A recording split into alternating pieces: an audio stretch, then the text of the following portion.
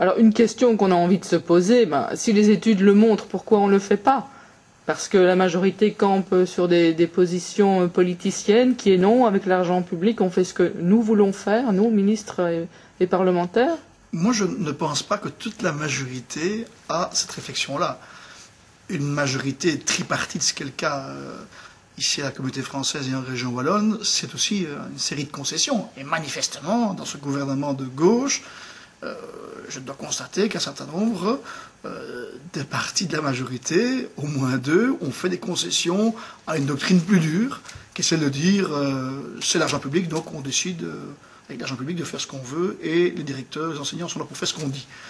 Mais je sens bien qu'il y a de la marge. Et donc le travail qu'on doit faire, c'est un travail de ça.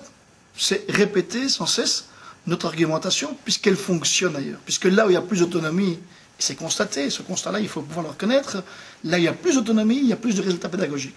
Et je pense qu'en ressassant cette évidence, mais aussi en réinterpellant besoin la ministre, en soulignant les échecs là où ils existent, on arrivera peut-être à faire changer cette majorité de point de vue, ou une partie de la majorité. Le Parlement, évidemment, est encore libre de voter ce qu'il veut, mais il faut pour ça une majorité, ce qui n'est pas le cas pour l'instant sur le point de vue que je défends.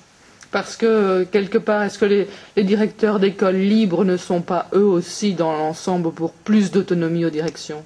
Mais il y a déjà dans l'enseignement libre plus d'autonomie. C'est d'ailleurs ce que le CDH a souligné. Et quelque part, j'ai envie de lui dire, puisque vous le reconnaissez au sein de l'enseignement libre, et c'est très bien ainsi, on peut aller plus loin encore, je suis un partisan d'aller encore plus loin, mais puisque vous le reconnaissez, qu'on le fasse également pour l'enseignement officiel. Si ça a des bienfaits dans l'un, ça peut en avoir dans l'autre. Vous savez, c'est simplement cette conception de la société que l'on met en jeu là-dedans, celle de dire, est-ce qu'il faut être dirigiste, ou bien au contraire, est-ce qu'il faut donner aux gens plus de liberté, de décision, d'organisation, pour avoir de meilleurs résultats.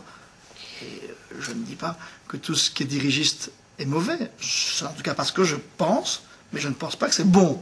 Et donc je ne défendrai pas cela.